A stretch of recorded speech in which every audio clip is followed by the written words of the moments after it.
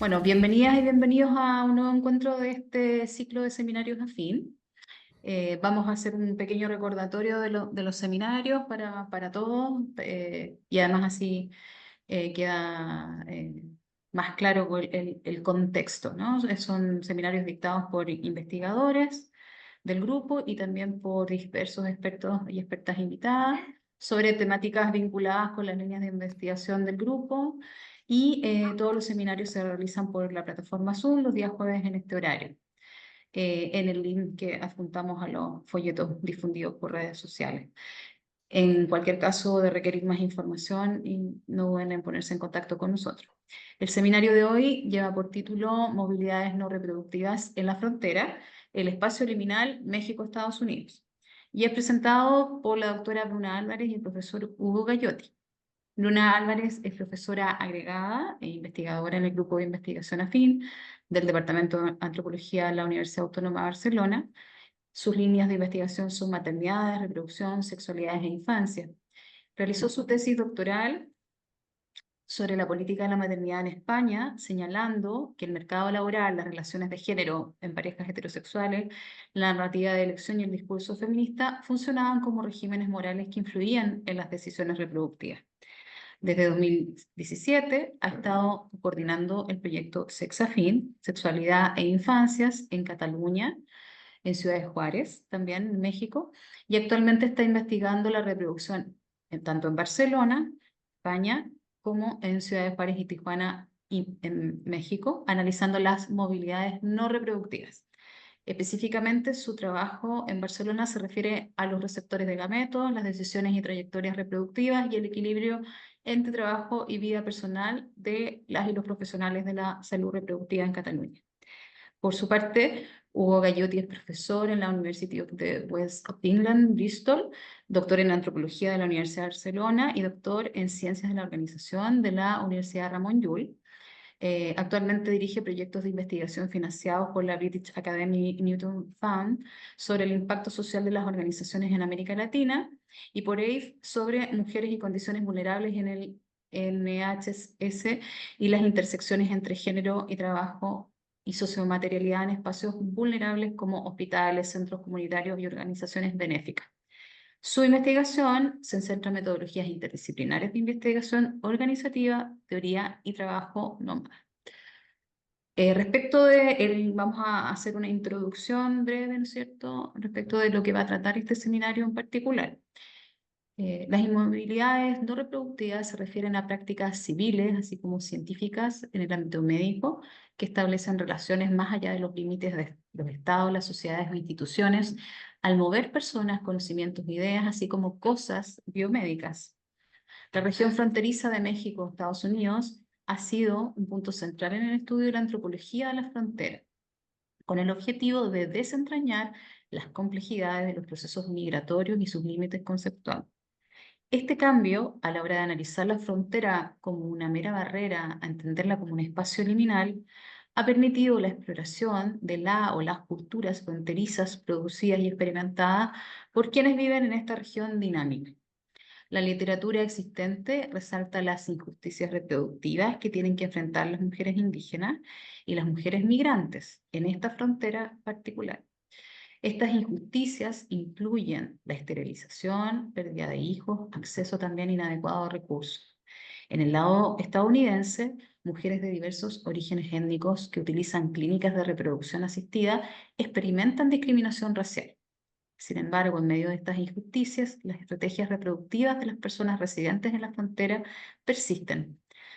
Las personas en la región fronteriza navegan este espacio liminal según sus necesidades y elecciones, las cuales siguen siendo dinámicas y adaptables al contexto político en constante cambio. En este seminario, Bruna Álvarez y Hugo Gallotti analizan y discuten cómo la práctica multifacética de la movilidad reproductiva está integrada en la movilidad cultural organizativa de la frontera liminal entre México y Estados Unidos.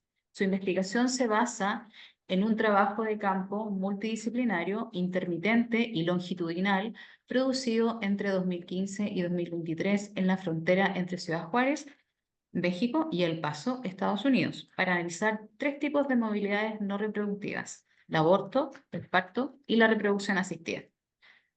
En términos prácticos, esta presentación durará alrededor de 30 minutos y en la segunda parte del espacio abriremos una ronda de preguntas, comentarios o una conversación directamente. Así que les pedimos que por favor, si en el transcurso de la presentación surgen preguntas, reflexiones o algún tipo de comentario, las puedan dejar en el chat y las retomaremos al final de la presentación para abrir este debate. Así que bienvenidas, muchas gracias Bruna y Hugo, por favor, adelante, pueden comenzar a compartir.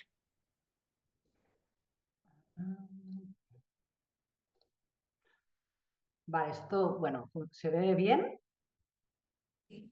Sí, sí, perfecto, se ve bien. Perfecto, pues muchísimas gracias, Irene, muchas gracias a todas por estar aquí.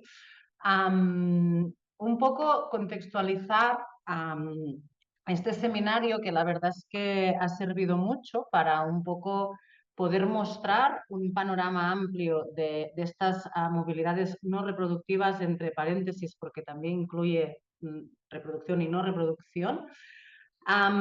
Y con lo cual, la idea de este seminario es precisamente mostrar este panorama que ha abierto y ha servido como para poder analizar el campo y ver todo los datos que se han producido en estos años de investigación. O sea, pensando un poco, ¿no?, desde dónde mirar estas inmovilidades o movilidades no reproductivas o reproductivas, en esa frontera, si lo miramos, ¿no?, desde esta perspectiva teórica de la reproducción, ha habido como mucha discusión, y es una discusión que se ha repetido, sobre cómo nombrar a estas personas que se movían para reproducirse, si podía llamarse turismo reproductivo, y parecía que no, porque esta idea de turismo implicaba una cierta connotación de ocio, de disfrute, y muchas veces estos viajes reproductivos no lo eran, y se consensuó esta idea del cross-border reproductive care, en el sentido de mostrar esta idea de cruzar una frontera para reproducirse. Entonces, esta idea se vincula mucho a cuando se piensan las movilidades reproductivas desde las personas que se mueven o que cruzan fronteras, y en cambio hay una definición de turismo reproductivo que se vincula mucho más a cómo se organizan las industrias reproductivas, los mercados en relación al mundo global, que podría ser útil en el caso de Tijuana, pero esto lo explicaremos más adelante. Y también me gustaría poner en esta perspectiva de cómo definimos el fenómeno del que estamos hablando desde los ensamblajes globales, que definen esta expansión de las tecnologías de reproducción asistida, los circuitos internacionales de personas, partes del cuerpo, sistemas clínicos, administraciones turísticas, teniendo en cuenta la gobernabilidad y los nuevos retos éticos, y que esto surge un poco del concepto de los escapes cuando Appadurai habla de globalización. Por otro lado, las movilidades reproductivas hablan de movilidad como un todo, pero es un special issue, que es Reproductive Mobilities, dentro del Journal Mobilities, y cuestiona que estos estudios de movilidad no se han fijado en la reproducción. Y ponen en este concepto de Reproductive Mobilities algo muy inclusivo, ¿no?, que incluye movilidades, inmovilidades, los movimientos en relación a la reproducción asistida, abortos, gestación por sustitución, el turismo de nacimiento, migrantes, embarazadas, viajes por adopción internacional o movilidad de bioproductos, de experteza, de finanzas, y incluir todas estas movilidades dentro y a través de las fronteras, con lo cual se amplía mucho el concepto de cross-border reproductive care, que implica este cruce de frontera como una línea. Particularmente en México, cuando se ha analizado la industria de fertilidad en México, ha aparecido este concepto de SURE, de las movilidades múltiples, que ella lo representa como horizontales, verticales, de representaciones y de cuerpos y empoderamientos. Y Sandra González habló del sistema de reproducción asistida en México como un sistema propio de pequeñas clínicas familiares, pero que ahora se ha producido un cambio grande vinculada con esta idea de reproducción asistida global. Y finalmente esta idea de movilidades reproductivas en cuanto se sobrepasan las fronteras de estados, sociedades, instituciones, personas, conocimientos y cosas. Entonces, la pregunta que surge es que si miramos esta frontera desde las movilidades o las movilidades reproductivas, esto implica movimiento y la pregunta es, lo que nos hemos hecho con Hugo, es si en este borderland, en esta frontera, si vivir en la frontera implica movilidad o no, ¿no? Porque la frontera, si está siempre allí, quizá es algo del paisaje. Entonces, la pregunta es qué pasa cuando miramos esta frontera como un espacio territorial propio y qué pasa con el fenómeno de la reproducción y no reproducción en este espacio territorial. Pues el cambio de esta perspectiva de interpretación aparece esta idea de identidad distintiva, pero a la vez identidad cultural propia, y se produce muchas interconexiones. Lo que es interesante es que muchas veces cuando se habla de esta frontera, la gran mayoría de estudios antropológicos y de ciencias sociales hablan de migración. Parece que esta frontera solo sea de migración, pero hay mucha gente que vive en esta frontera. Entonces, ¿qué está pasando con la gente que vive en este borderland que implica un espacio, ¿no? Unos 100 kilómetros arriba, 100 kilómetros abajo, que permiten determinadas circulaciones? Entonces, en esta frontera se produce una ambigüedad que por un lado se construye alteridad, y que lo vamos a ver, pero a la vez se construye una identidad particular, con lo cual esta construcción de alteridad, pero una identidad propia, convive, y aquí es donde proponemos analizar esta frontera como un espacio liminal y un espacio liminoide.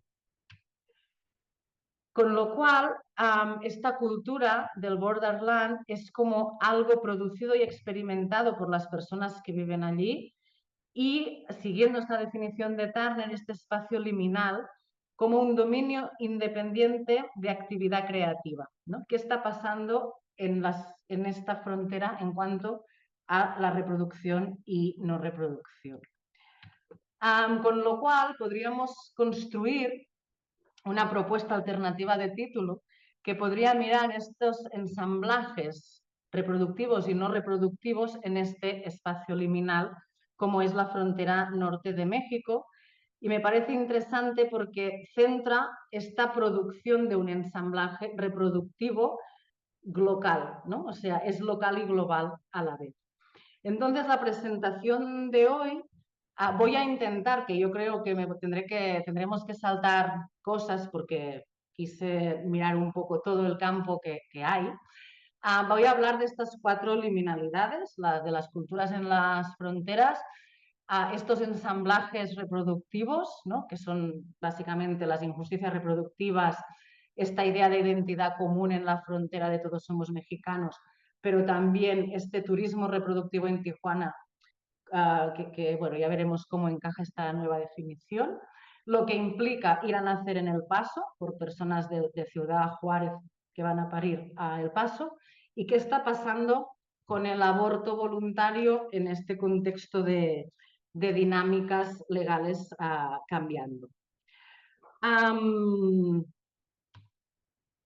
Entonces, la frontera es tan dinámica que incluso la propia línea de frontera se mueve. Incluso en Ciudad Juárez hay un parque, que es el chamizal, que se movió el río Bravo o el río Grande, depende por donde se mire, y cambió la frontera. Y estas son las 3 ciudades donde he realizado trabajo de campo. Tijuana y San Diego, Mexicali y Calexico, y Ciudad Juárez y El Paso. Ya iremos explicando en cada lugar lo que se ha hecho, pero principalmente voy a presentar Ciudad Juárez y Tijuana. Bueno, esta primera liminalidad de las culturas de la frontera, me parece súper interesante esta idea que las distancias son muy cortas, pero los tiempos de cruce pueden ser muy largos. Y esto creo que es una particularidad muy interesante, pero como la frontera, esta idea de línea impenetrable es construida y, bueno, ¿no? En este caso, una de las profesoras de turismo de la Universidad Autónoma de Baja California nos explicaba esta idea, ¿no? De que esta construcción física de la frontera es algo de los años 90 y que antes había unos palitos y la gente cruzaba sin más. Entonces, esto es la frontera en Tijuana, una frontera que entra al mar. Esto es Mexicali, es toda una ciudad que se acaba, o sea, literalmente hay un límite. Y esto es la frontera en Ciudad Juárez, en el Paso del Centro, porque hay 3 pasos, y como muy marcada por los feminicidios de Ciudad Juárez, bueno, que se reivindican y hay un memorial justo en este puente que cruza. Estos son los fenómenos que estamos mirando. Reproducción asistida en Tijuana, Mexicali y Ciudad Juárez. La idea de ir a nacer, en este caso, a El Paso, por personas de Ciudad Juárez. Todo el tema de las movilidades e inmovilidades en Mexicali, pero también en Tijuana y Ciudad Juárez. Tijuana como turismo reproductivo y luego mencionar esta idea de mujeres migrantes que también están cruzando y se encuentran embarazadas o con necesidades de salud reproductiva durante este viaje. Bueno, esto es un poco para mostrar la tabla de participantes en esta investigación, no me voy a entretener mucho. Y entonces esta idea de la segunda liminalidad, ¿no? Esto es diversidad y ensamblaje reproductivo. Aquí vemos las distintas diversidades de experiencias reproductivas que podemos encontrar en la frontera y voy ahora a hablar un poco de estas 3. Justicia, injusticias reproductivas. Esto es un centro de salud de personas migrantes que llegan aquí y pueden recibir esta atención de salud sexual reproductiva. Y después también hacer referencia a estas CAMIA, que son casas de salud gestionadas por matronas de pueblos indígenas, pero que estos mismos centros de salud, estas personas que los gestionan y que tienen este conocimiento de salud reproductiva, sexual reproductiva de estas comunidades originarias, cruzan la frontera durante determinadas épocas al año y trabajan de internas en las casas de personas con más poder adquisitivo que están en el otro lado. Entonces, siempre hay esta ambivalencia de estas movilidades entre ser, ¿no? Alguien con un conocimiento específico en tu comunidad y alguien que va a servir o a hacer estas tareas de cuidado domésticas, ¿no? Interna al otro lado. Y aquí encontramos esta idea de We Are All Mexican, todos somos mexicanos. Esto es el Hospital Los Ángeles en Ciudad Juárez y es donde estuve haciendo trabajo de campo en 2022. Y bueno, aquí vemos lo que implica esta construcción de identidad parecida o común en ambos lados de la frontera. Hay mucha cultura de los 2 lados igual. Mi padre es de Durango, en México, y de chica viajábamos para México para visitar familia y venían mis padres a buscar ayuda médica. Entonces, yo vengo a México habitualmente, ¿no? Esta mujer venía a México y estaba haciendo ahora el tratamiento de reproducción asistida en esta clínica.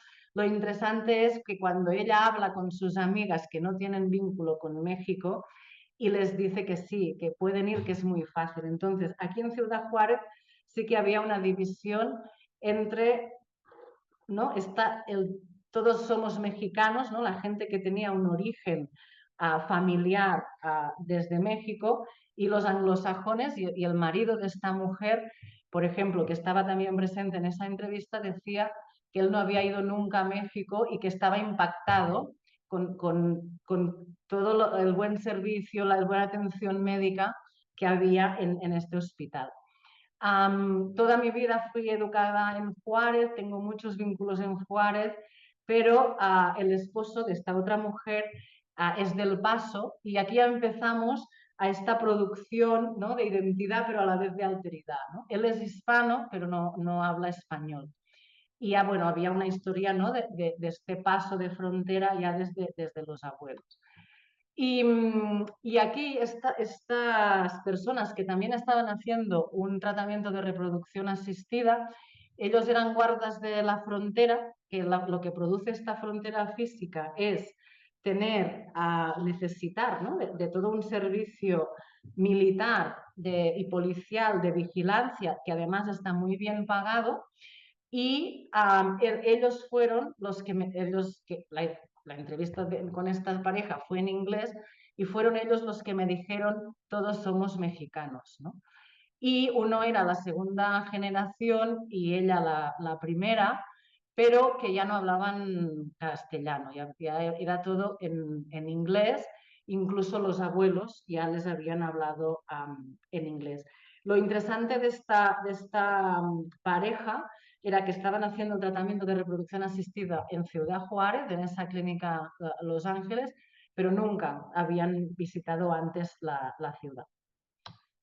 Entonces, aquí se producen toda una serie de representaciones de la frontera que he resumido mucho, pero básicamente es como México se representa desde esta violencia, corrupción, pobreza, y Estados Unidos como un espacio de orden y un espacio seguro, pero no en el tema de culturas médicas. Cuando se está hablando de todas las personas entrevistadas habían tenido experiencias médicas en Estados Unidos y te decían cosas de tú nunca ves al médico, tienes que ir a distintos lugares para hacerte los test o las visitas, son relaciones muy frías, solo se miran los síntomas. Y en cambio, en México hay otra cultura médica. Siempre te ve el doctor, se hace todo en el mismo hospital, es muy cómodo, hay un trato muy afable, muy personal, y una relación muy personal entre el médico y las pacientes, y se encuentra una solución concreta a esta situación de dificultades reproductivas. Y esto es muy interesante porque el consultorio es de este médico, ¿no? O sea, el Hospital Los Ángeles funciona con distintos consultorios, donde cada consultorio lo atiende un médico distinto y lo gestiona el propio médico, ¿no? O sea, en cada consultorio hay una sala de espera y entonces, si necesitas un análisis, vas al piso de donde hacen los análisis, pero se mantiene una cierta individualidad en la atención, con lo cual fomenta que estas relaciones sean muy personales.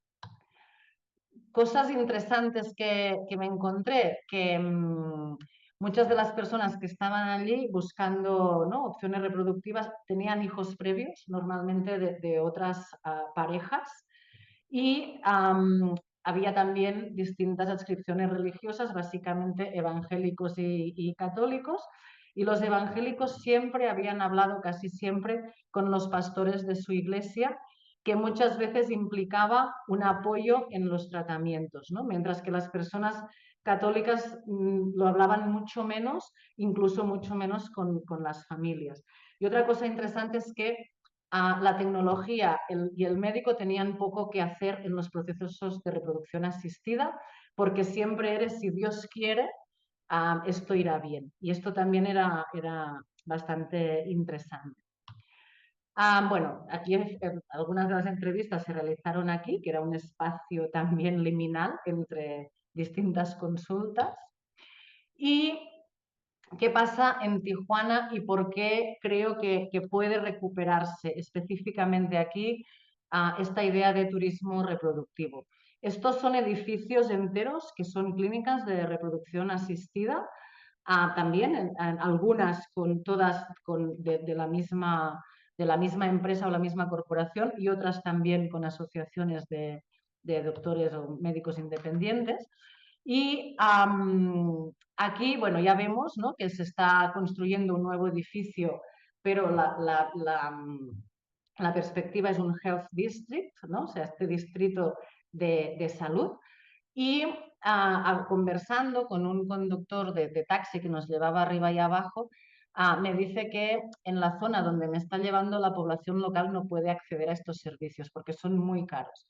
Y en cambio, cuando estábamos conversando con las colegas, ¿no?, académicas de esta zona, que es la zona Río, me decían que aquí es donde voy al dentista, aquí es donde estoy usando estos servicios médicos privados. Con lo cual, sí que hay una exclusión social. Y aquí es esta idea de recuperar el turismo reproductivo, no tanto desde la perspectiva de las personas usuarias o de los pacientes, porque aquí es donde se ha hecho la crítica de que este término turismo no connota ni placer, ni libertad de elección de la destinación, ni vacaciones, ni un espacio lujoso, pero sí que implica una producción de infraestructuras económicas que tienen por objetivo el mercado de la fertilidad global y con lo cual se vincula con la industria turística. Y aquí sí creo que Tijuana es un ejemplo de turismo reproductivo en este sentido. Y, por ejemplo, ¿no?, tuve la oportunidad de asistir a este simposio académico internacional de turismo médico que se realizaba en el 2023, el último viaje que estuve, y como, ¿no?, se estaba hablando de México tiene una gran ventaja y es la frontera, que la sitúa estratégicamente y económicamente en un espacio de aprovechamiento económico, pero que se tenía que hacer unas políticas de captación de pacientes o la Secretaría de Salud de la Baja California explica una estrategia nacional de atracción de turismo médico. Entonces, aquí sé que hay toda una infraestructura o una estrategia política para que esta frontera, y específicamente Tijuana, que es la frontera más cruzada del mundo, tenga estos servicios y estas infraestructuras vinculadas a este turismo médico en general, que no es el reproductivo el predominante, pero que también se aprovecha de toda esta idea de turismo médico.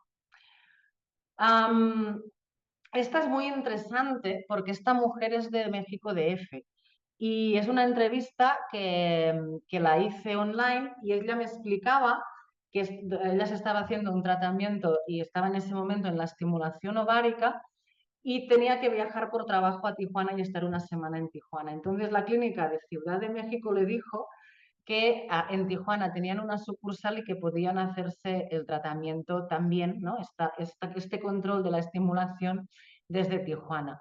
Entonces es muy interesante cómo ella desde Ciudad de México ve la frontera donde no había estado nunca y qué es lo que le sorprende. Entonces, le sorprende que la mayoría de personas que se encuentra en la sala de espera no son mexicanos.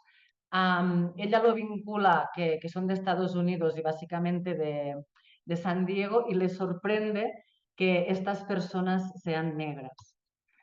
Entonces le sorprende porque le cae un mito, ¿no?, de yo tenía entendido que las personas negras eran como más fértiles. Se produce otra interseccionalidad que le dicen, ¿no?, que para ser mexicana hablabas muy bien inglés, pero ella interpreta que esta persona que quizá trabaje de la limpieza por cómo la está leyendo, pero resulta que habla inglés perfectamente. Entonces, como esta idea de que el inglés como un marcador de clase en esa frontera desaparece. Y entonces allí se da cuenta de que resulta que los de Estados Unidos vienen a México a hacer este tratamiento. Entonces, esto también es interesante en cuanto a esta movilidad, ¿no? de estas sucursales clínicas, ¿no? que tienen toda una infraestructura en distintos lugares del país. Y esta contradicción que le pasaba, ¿no? Que la mayoría de personas venían de San Diego, pero iban y volvían, ¿no? En el mismo día, pero ella que venía de Ciudad de México tenía que quedarse hospedada en un hotel porque no podía ir y volver en el mismo día y los tratamientos eran más caros, ¿no? O sea, pagaba 400 pesos más, que son unos 200 euros más, que en Ciudad de México. Y aquí, esto es el Instituto Vida, que es donde esta mujer se estaba haciendo el tratamiento en ese momento y cómo se ve que tiene la sucursal en Tijuana, pero esta aún me parece más interesante, que es Íngenes y que tiene especificado dónde tienen laboratorios y todos los laboratorios están en México y tienen estratégicamente estas clínicas en el sur de Estados Unidos. Intenté tanto en Mexicali como en Tijuana entrevistarme con personal de Íngenes. Bueno, pude obtener algunas conversaciones informales, pero no quisieron participar de la investigación. Y entonces recuperar, ¿no? Esta idea de ensamblaje global, porque en este lugar, ¿no? Como tan concreto, bueno, pasan muchas cosas. Esta idea del ir a nacer a ciudad, en este caso El Paso, son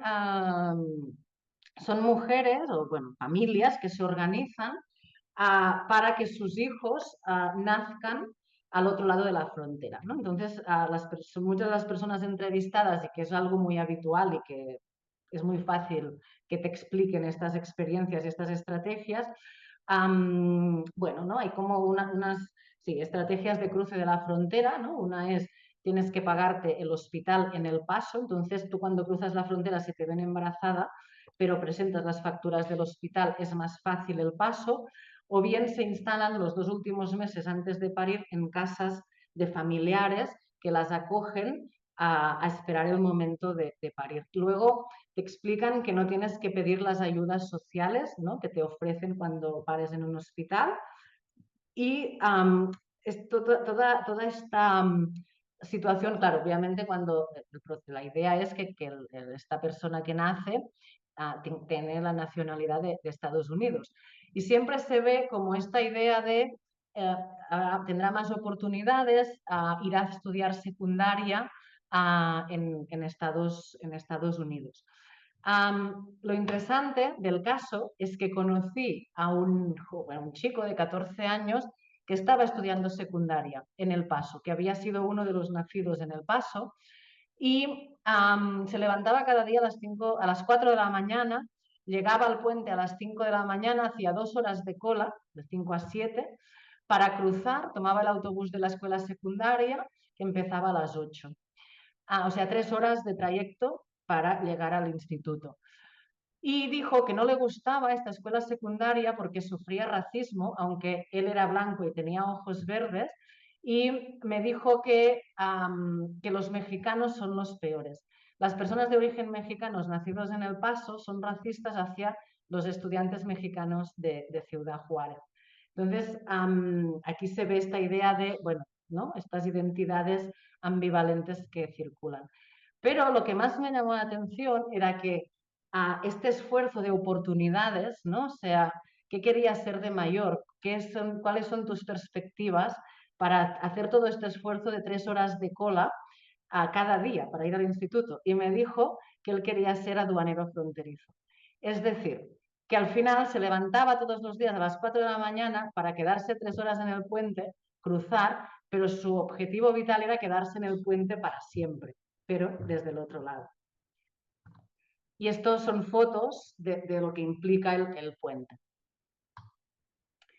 Y esto me pareció súper interesante. No tengo más datos que este verbatim, pero creo que es algo a explorar.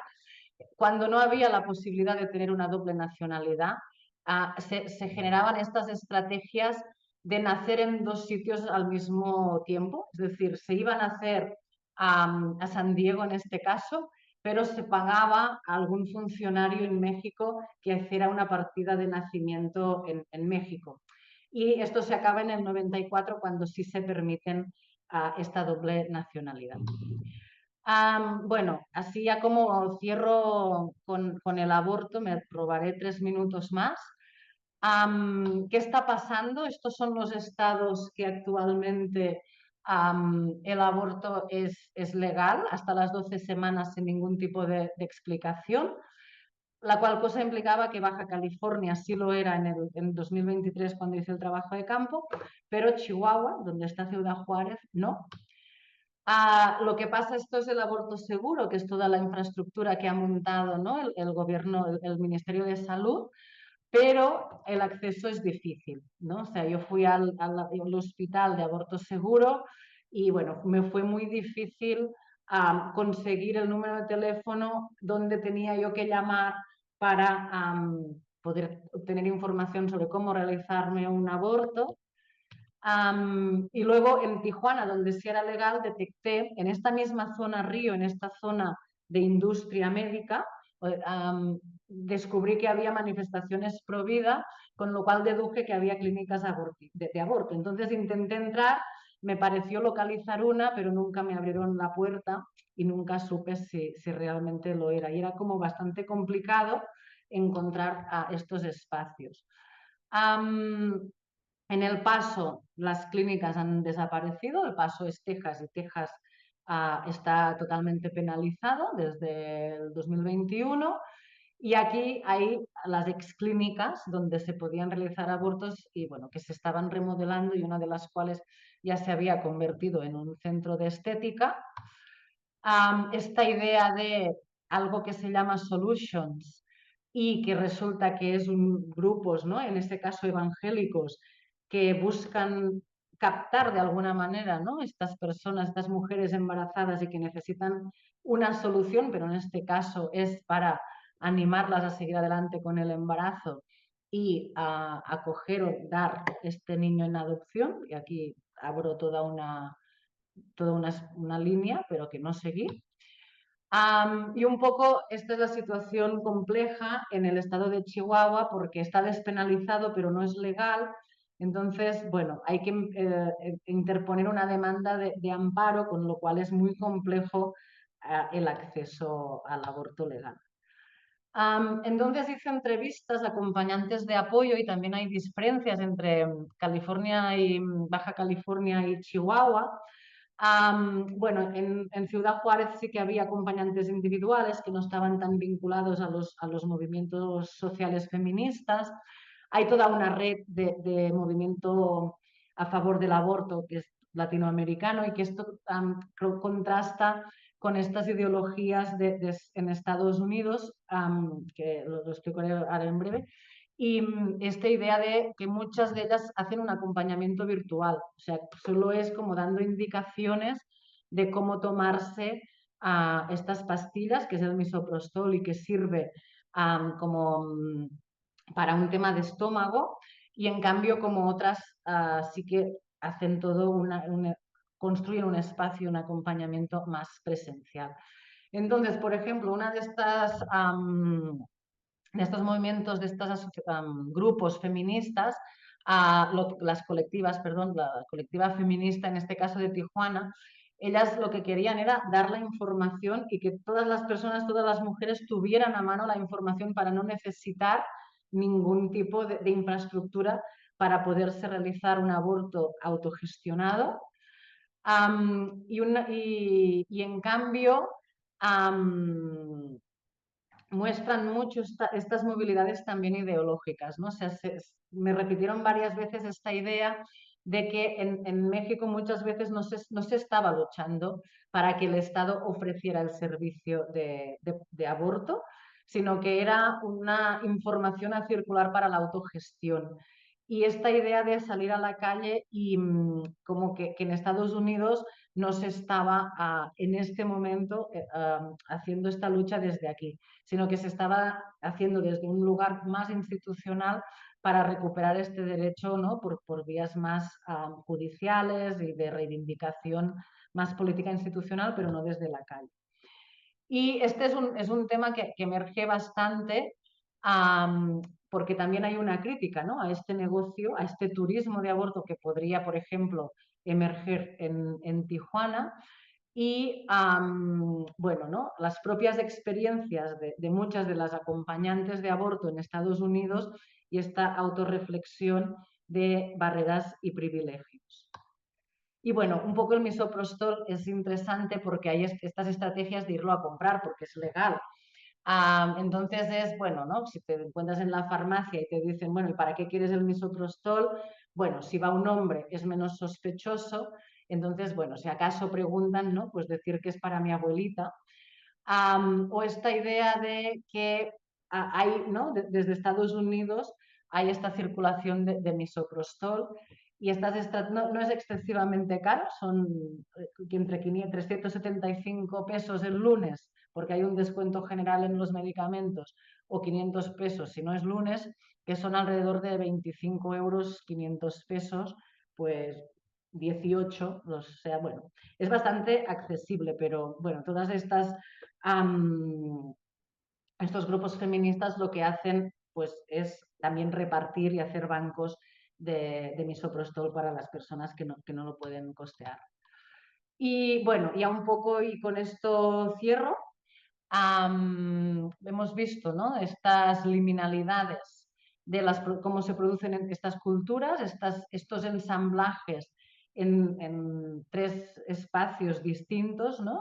¿No? Estas personas migrantes o indígenas, las personas que hacían reproducción asistida en Ciudad Juárez o esta idea de turismo reproductivo en Tijuana, las estrategias de nacer en El Paso y el concepto de oportunidades y qué está pasando con el aborto, ¿no? Que bueno, se ensamblan, ¿no? Estas barreras, privilegios e ideologías.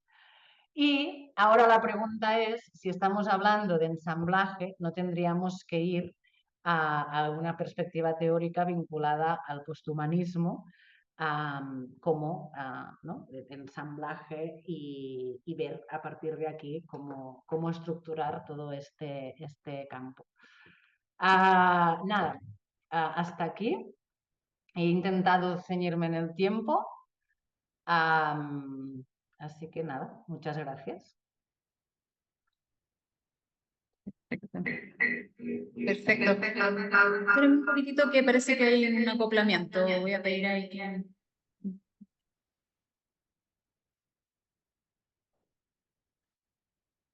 Estoy compartiendo ahora, ¿no? No,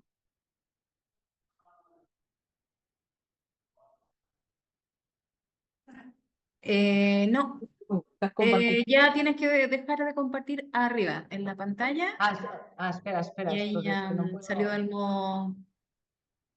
¿Me escuchas Espera, bien? Ahí se...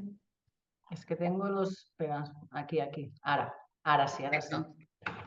Bueno, muchas gracias, Bruna, y bueno, Hugo, por el trabajo que han producido de forma colaborativa y bueno, muy interesante todos estos elementos que también todos los datos etnográficos, ¿no es cierto?, que mostraban con mucha elocuencia estos ensamblajes, liminalidades.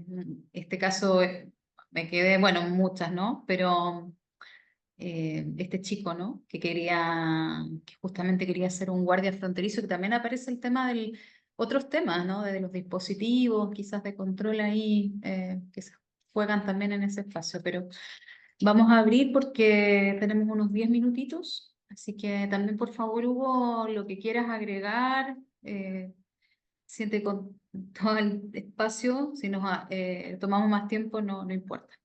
No, Eh, muy bien, de acuerdo, gracias.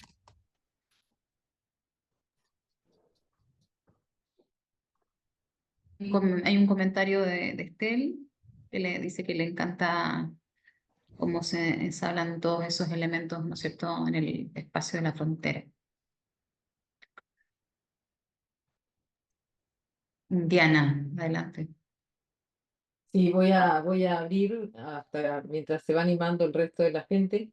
Muchas gracias por la presentación, Bruna, Hugo, que trajo, bueno, muchos recuerdos también de algunas datos de campo similares, Bruna, estas de nacer en El Paso, ¿no? Claro, es muy interesante esta idea bueno, de las complejidades, nada nuevo por otra parte en la antropología, digo, ¿no? Pero de las múltiples matices de la identidad y la pertenencia, digamos, ¿no? Es decir, esto de todos somos mexicanos, que yo también lo escuché en El Paso, ¿no? Es decir, no somos todos mexicanos, pero los que vivimos en El Paso, vivimos en El Paso, y los que viven en Ciudad Juárez, viven en Ciudad Juárez, ¿no? Digamos, ¿cuánto impacta la pertenencia a un espacio legislativo diferente, por ejemplo, ¿no? Que me parece que ahora, en el caso de Texas, resulta determinante en lo que tiene que ver con el aborto, por ejemplo, ¿no? Realmente, ¿no? Porque antes no, pero ahora es como cruzar el puente y ya, cambió la situación, porque además México despenalizó el aborto. Hasta hace nada solo estaba despenalizado en Ciudad de México, pero ahora está en todo México despenalizado, con lo cual esto cambia muchísimo la situación, ¿no? Entonces, interesante pensar cómo impacta, por un lado, la pertenencia a un espacio legislativo diferente, bueno, cultural, evidentemente, ¿no?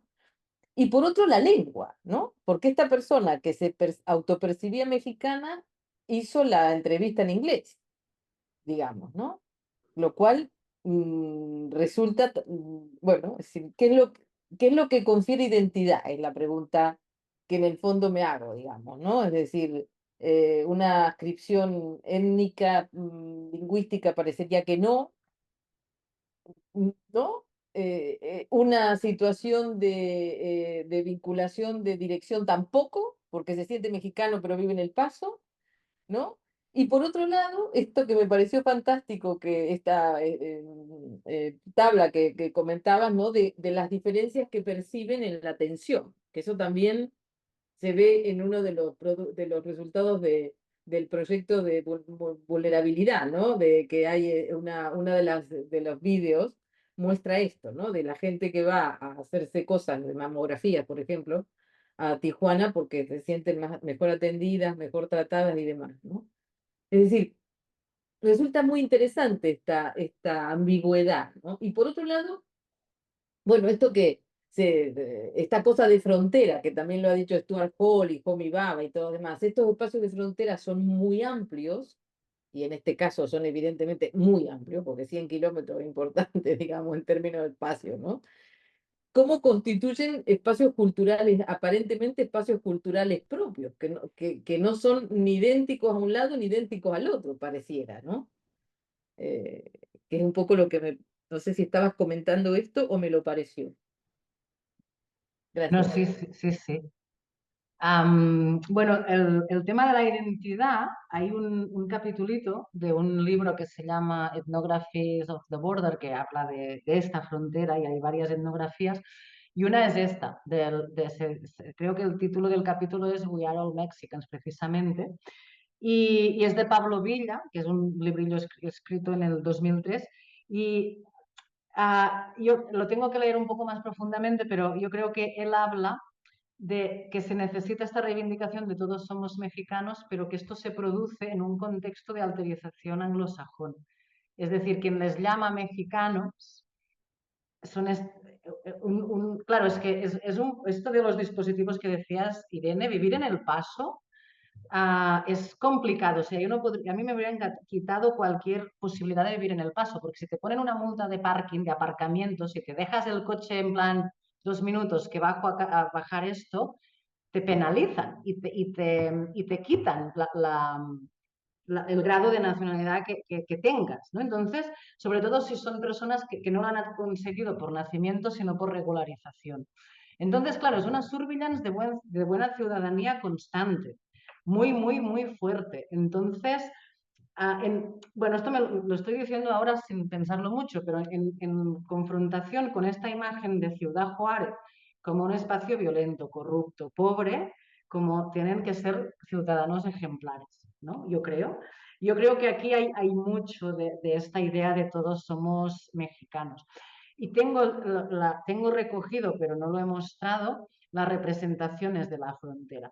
O sea, ¿qué piensas de Ciudad Juárez? ¿No? Y o sea, es casi impensable pensar que yo estaba haciendo estas entrevistas en Ciudad Juárez, porque era, bueno, ¿no? Bueno, es un lugar corrupto, es violencia, pero es que además algunas de las personas entrevistadas se fueron al Paso por violencia. Entonces, bueno, aquí se conjugan muchas cosas, pero yo creo que entra en juego esta autorización desde el mundo anglosajón, aparte de muchas otras cosas. Y el tema de la cultura médica es muy interesante porque en Ciudad Juárez, que es donde no es lo mismo en Tijuana, es otra cosa, pero en Ciudad Juárez eran mexicanos los que venían, o sea, no hubo nadie anglosajón que no fuera marido de una mexicana o de origen mexicano.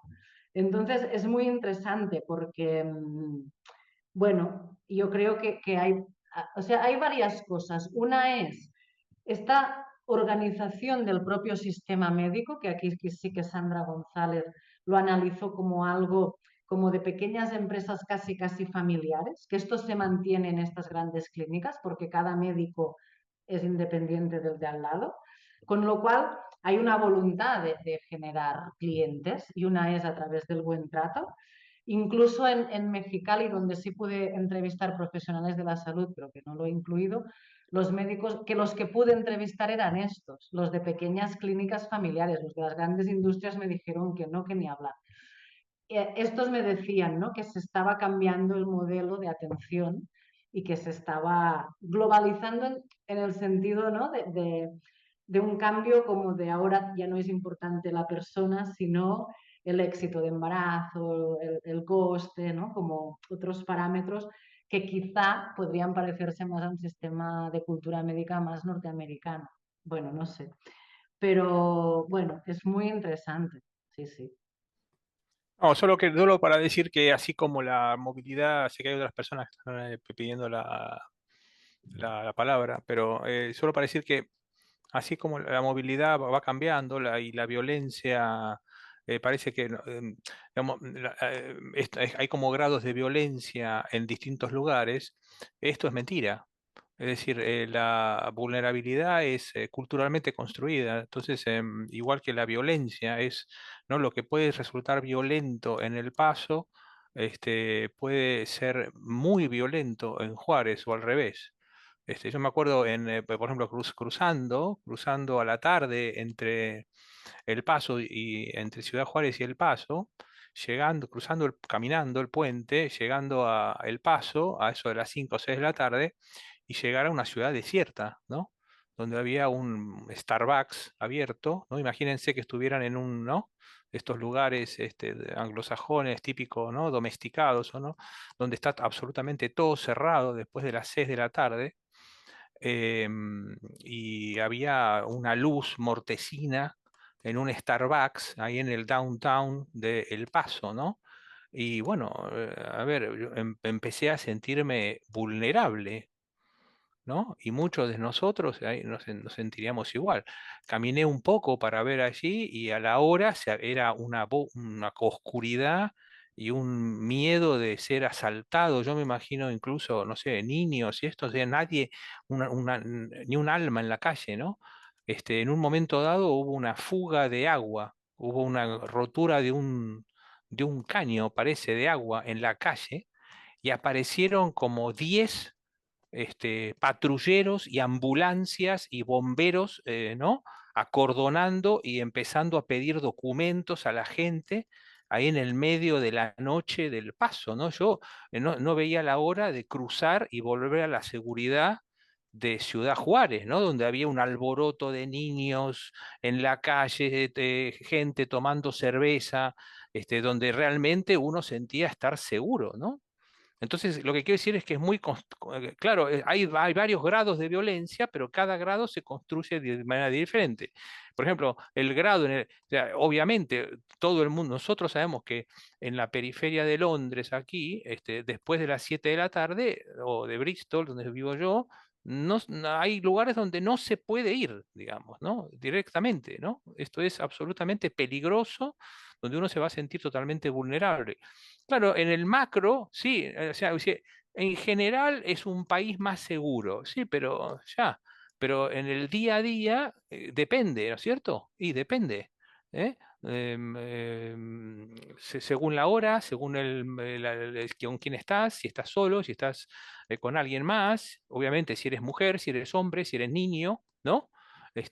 Ser niño en las calles del Paso a mí, ¿no? Me parece, ¿no? Mucho más peligroso, según ciertas horas, que ser niño en las calles de Ciudad Juárez, ¿no? O de cualquier otro lugar. O sea que también hay que cambiar esta idea de, o que lo hemos discutido con Bruna y con los participantes de la investigación en la frontera, hay que cambiar esta idea de vulnerabilidad y violencia, ¿no es cierto? Porque depende de la hora, depende de qué, y además yo creo que ellos lo navegan muy bien esto. Ellos saben dónde ser menos vulnerables dependiendo de qué. Ellos son expertos. Entonces, en ese sentido, me parece que la frontera es fascinante para estudiar esta forma de navegar ¿no? Las diferentes vulnerabilidades, ¿no? Creo que no sé si es que sigue Carolina o Brie. Creo que estaba Carolina primero. Ujú.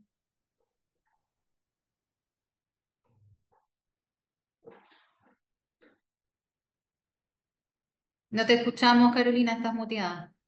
Perdón. Bueno, no estoy contra las luces. Estaba muy fuera de esta investigación, o sea, no conocía tanto en profundidad estas cuestiones que están trabajando, la verdad me parece fascinante. Muchas cosas ya las dijo Diana, que les iba a preguntar, pero es impensado no hacer la conexión con el norte de Argentina, ¿no? En esto que ustedes están comentando, ¿no? Porque bueno, las fronteras, hay como dos cosas. Este era un comentario, ¿no? Esta idea de cuando decía Bruna, bueno, una señora decía que había unos palitos, ¿no? Que bueno, que una cosa es la frontera como uno se imagina, ¿no? Custodiada, con personal militar, y de pronto está, no sé, una tranquera, un palito. Y yo trabajando en el norte, de pronto, viste, aparecía gente que vos decís, ¿dónde salieron estas personas? Y eran, bueno, no sé, de Antofagasta de la Sierra, que es un lugar que a lo largo del último siglo perteneció a Argentina, a Chile, a Bolivia, indistintamente, digamos, y fue como transicionando en estas, ¿no? Es una zona de puna que, bueno, le pertenece ahora a Argentina, está en la provincia de Catamarca, pero también es Chile, pero bueno, no sé. Como que estas cosas de la movilidad humana me parece súper fascinante porque desafía mucho de todas estas lógicas que nosotros le ponemos desde nuestra concepción del Estado moderno a lo que es la frontera. Y en ese sentido me parece que si ustedes hablan de frontera como un espacio liminal, ¿no? Liminalidad remite al tránsito, ¿verdad? Como esta cosa de no ser ni una cosa ni otra, o de estar en una posición de devenir en algo.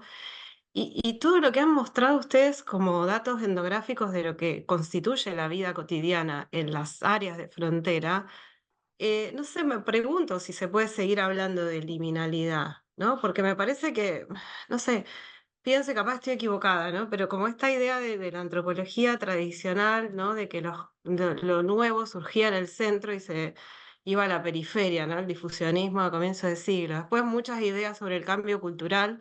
Y acá lo que están mostrando ustedes es que hay clínicas, hay inversión, hay negocio, hay cosas que están pasando en la frontera y no está pasando en otros lados que se suponen como más centrales o de población, bueno, que no se considera en tránsito, no sé, estoy un poco desordenada, pero lo que quiero decir es que tal vez ya, digamos, tenemos que dejar de pensar las fronteras como esos espacios liminales o de tránsito, porque de hecho hay mucha más vida ahí que en otros lugares, más hacia las zonas céntricas, ¿no? O hacia las zonas que se supone más estables o más culturalmente, ¿no? Caracterizadas por cierto tipo de población o por cierto estatus socioeconómico. Acá toda esta cosa de la lengua, digamos, de todo lo que decía Diana, se diluye porque es todo ese movimiento y es todo eso que genera cambio cultural, porque me parece que, no sé, que es sumamente productivo pensarlos como espacios, no sé si ya liminales, sino como espacios con un derecho propio a ser considerados, ¿no? De manera diferente. Sí, Sí, yo creo solamente decirte que lo que ahora, Bruna, ahora si quieres te que interviene, hablaba.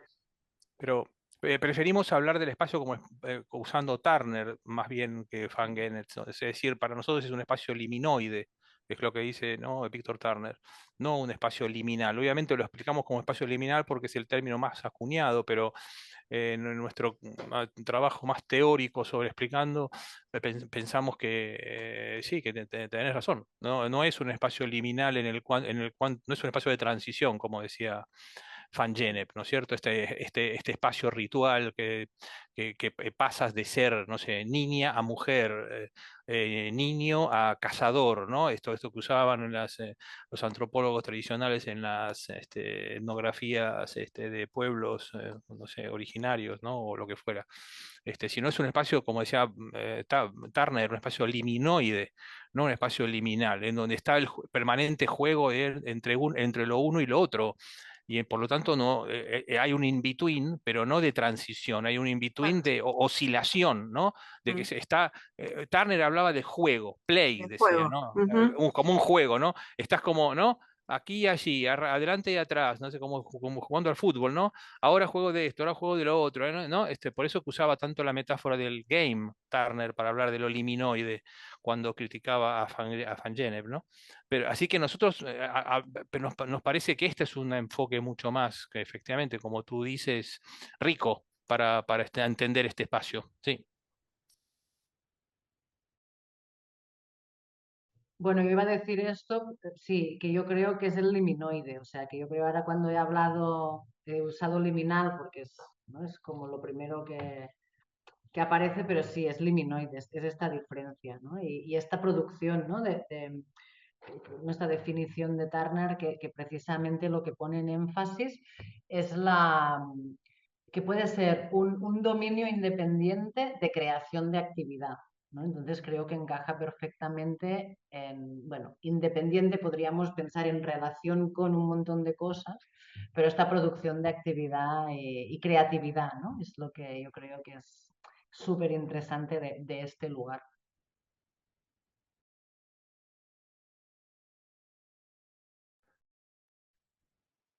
La literatura más reciente, bueno, trabaja sobre eso en realidad, discutiendo después de Turner, habla de eso que se llama la textura entre lo liminal y lo liminoide, Exacto.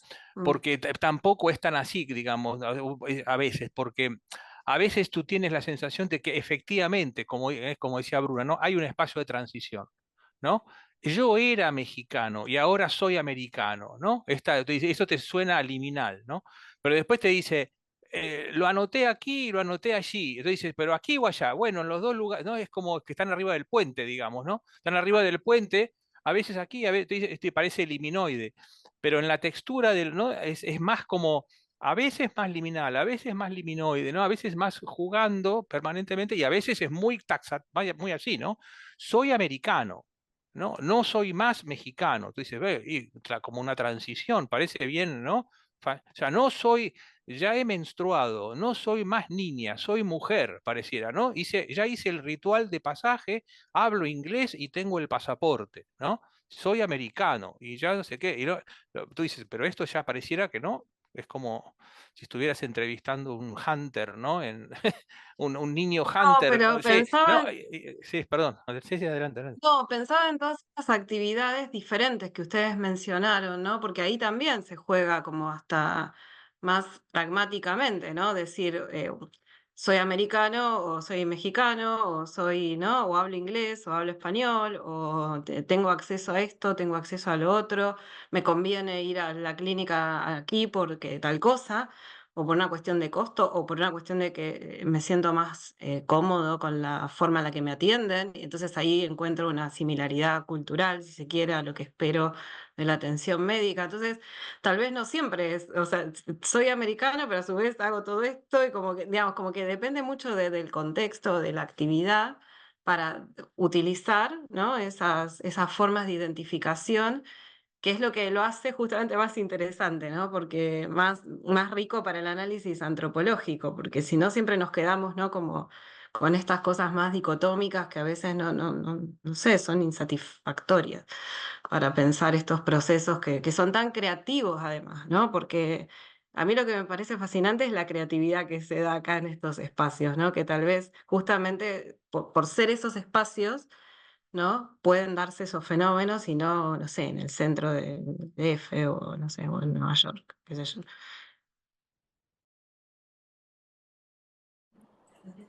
Está bien, ahí. Sí. Bueno, gracias Bruna y gracias Hugo. La verdad que alguna cosa recordaba del Congreso de Repromo, pero ha sido así como una panorámica más amplia que me ha gustado mucho. No me puedo resistir a entrar en esta última discusión sobre lo liminal, lo liminoide, porque a mí sí me ha parecido en muchas de las cosas que contaban, y ahora lamento, lo podría buscar, pero no recuerdo qué autor es el que habla de la liminalidad suspendida, cuando uno se queda congelado en ese estado liminal, y esos procesos en los que bueno, eres ciudadano, pero no del todo, porque te lo podemos quitar en cualquier momento. A mí sí que me hacen pensar de nuevo en esa metáfora. Pero en realidad de lo que quería preguntar, comentar, era de la última diapositiva en la que Bruna planteaba si quizá una perspectiva poshumanista serviría para mirar el tema. Y me he quedado colgada ahí porque no es que sea una experta, pero alguna cosa de poshumanismo sí me ha tocado leer o evaluar. La perspectiva poshumanista yo entiendo que básicamente, y en eso hay como un quiebro muy grande con toda la tradición Foucaultiana y demás que tanto nos ha marcado, ¿no?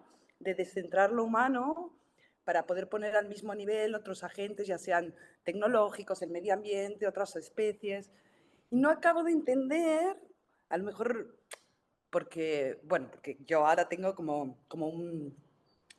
me sale la palabra en catalán, como sin, un poquito, un tastet del proyecto y no alcanzo a ver por dónde estás pensando aplicar esa perspectiva que, bueno, con lo que yo he visto no acabo de entender cómo funcionaría, ¿no? Yo en algún momento sí que cuando ustedes hablaban de ensamblaje global, pensaba en esa otra metáfora teórica que había utilizado la Thompson con la coreografía ontológica, como cómo se mezclan y se articulan y bailan como una danza coreografiada entes de distintas categorías ontológicas, ¿no? Emociones, personas, tecnologías, células. Pero bueno, me intrigaba preguntarle a Bruna qué es lo que le parecía que esa perspectiva poshumanista iba a poder aportar, ¿no? Gracias. Ahora, la verdad es que es una pregunta que surge precisamente de estos ensamblajes, ¿no? Y en cuanto a qué articular, bueno, aquí hay desde el mercado, ¿no? O sea, tecnologías, o sea, no sé, ahí en el médico donde yo estaba haciendo trabajo de campo vino una delegación china, pero era una empresa china con sede en Ciudad de México, que venían a vender un ecógrafo que tenía que ser, o sea, y yo qué sé, hay todo el tema de tecnologías que están en ese mundo global y que impactan de una manera muy directa en estos ensamblajes. Luego técnicas por ejemplo, de utilizar el plasma, pero de una manera como muy manual para regenerar ovarios ahora no me surt la paraula, espérate, l'endometrio.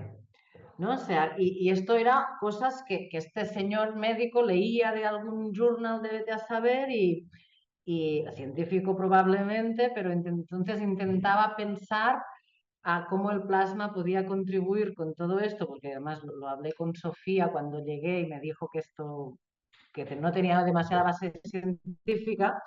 Entonces aquí están ocurriendo toda una serie de cosas muy, muy, muy locales y muy particulares de este trabajo de campo que impacta o tiene una relación con esta idea como micro y personalizada, pero que el ecógrafo viene de China y es una máquina que además nadie sabía hacer funcionar excepto el técnico que se había ido a China a formar. Bueno, entonces es real, o sea, es realmente el mundo local, ¿no? O sea, estamos aquí en Ciudad Juárez, en esa clínica concreta, pero con unos dispositivos que te conectan o con unas máquinas, unas opciones que te conectan, bueno, ¿no? con otro mundo y otras relaciones. Lo que pasa que yo creo que el marco teórico que lidera sí, que analiza un poco todo esto, que marca, es esta idea del liminoide, ¿no? Que yo creo que es más interesante o que puede ser interesante en el sentido de, creo que lo decía Caro, ¿no? Con el tema de la antropología, de construir, y Hugo creo que también, de construir la frontera desde un espacio de construcción propia de cosas, de actividades, de creatividad propia. Y además es súper interesante porque yo en México solo he estado en la frontera, yo no conozco México más que la frontera. Y claro, en la frontera llega gente del centro de México porque es un lugar de trabajo. Es más, en Ciudad Juárez las maquiladoras necesitan gente. Es decir, toda la migración que está meses esperando cruzar podría trabajar en las maquiladoras. Pero bueno, hay problemas obviamente de regularización, pero muchas veces no es el objetivo final de estas personas. Entonces, esto también es una pregunta interesante a reflexionar. Pero este espacio liminoide yo creo que construye esta multiplicidad, esta diversidad, esta producción de un espacio propio y que es un descubrimiento para las personas que vienen del centro de México por trabajo normalmente y que no imaginan que la frontera sea este espacio. La imaginan, ¿no?, con estas representaciones de la frontera más clásicas de violencia y narco, que obviamente existe y están, pero no de estos espacios donde la gente convive y crea, ¿no? Y produce todas estas sí, liminoididades o como se pueda traducir esto.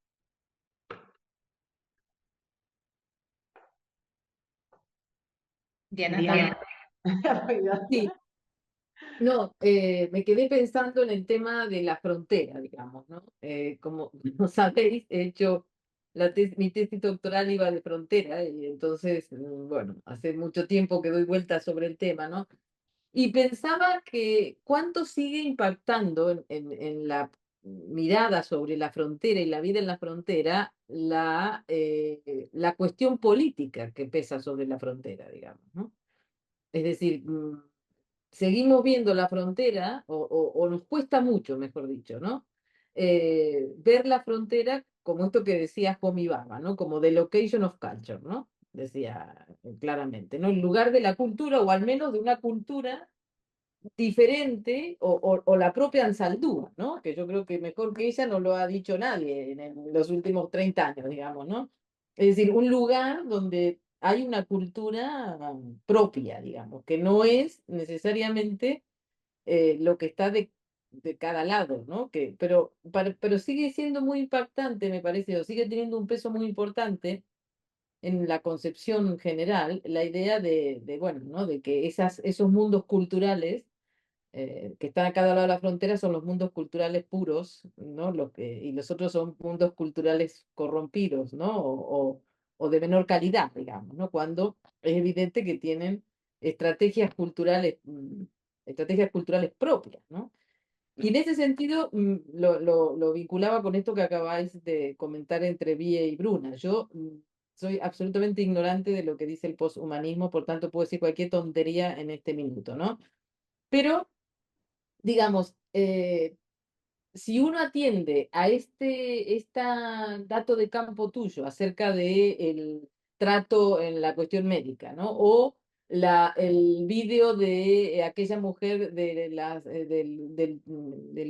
proyecto sobre vulnerabilidades, o cualquiera de los datos de campo que tenemos nosotros sobre atención en los hospitales, parecería ser que, digamos, la tecnología o esta otra cosa que parece, digamos, circular de un lugar para el otro, independientemente de la cultura, termina siendo este, mm, modificada o adaptada por quien la usa, digamos, ¿no? Es decir, el ecógrafo está allí. Lo que pasa es que el ecografista o la ecografista y lo que le puede decir o no a la persona a quien le está haciendo la ecografía parece ser que se torna más relevante en términos de la relación que lo que la propia tecnología impone, digamos, ¿no? O propone.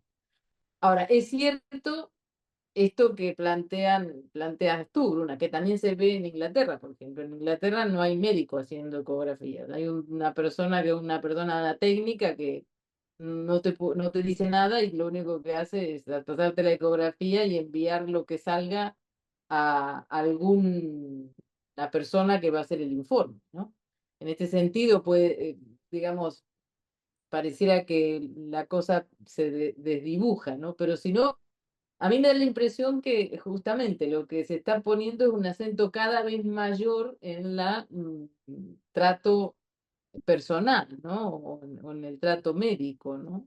O en el trato de las personas. Pero no sé si tiene relación con esto que planteabas tú, Bruna, o bien, ¿no? Gracias.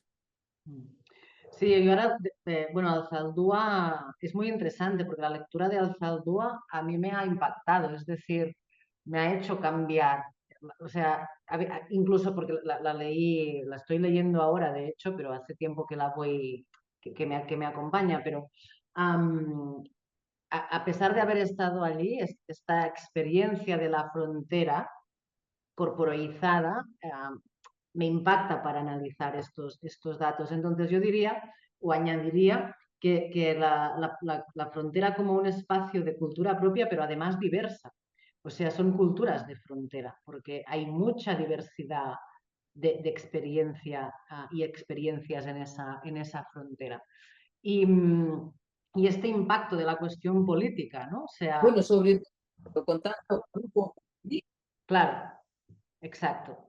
Grupos indígenas, pero también... perdona, Bruna, decime. Ah, no, perdón, es que se estaba entrecortando. ¿Dijiste grupos indígenas?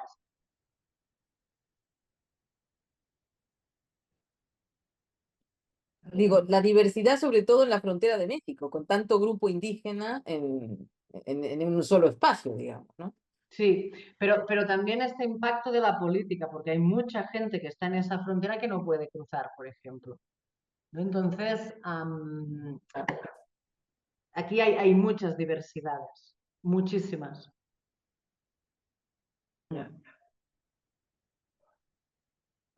Sí, sí. Creo que... Hola, disculpen que estamos con varios computadores y se nos produce eco. Bueno, yo creo que es sumamente rico e interesante todos estos niveles, dimensiones, aspectos, elementos que coexisten y que se relacionan de manera tan dinámica, ¿no? También eso representa interesantes desafíos para captarlos, ¿no? Dentro también de lo que es la propia actividad y proceso de investigación. Así que bueno, me parece súper fascinante, interesante y agradecemos también mucho que hayan realizado este seminario en el marco del ciclo de seminarios afín.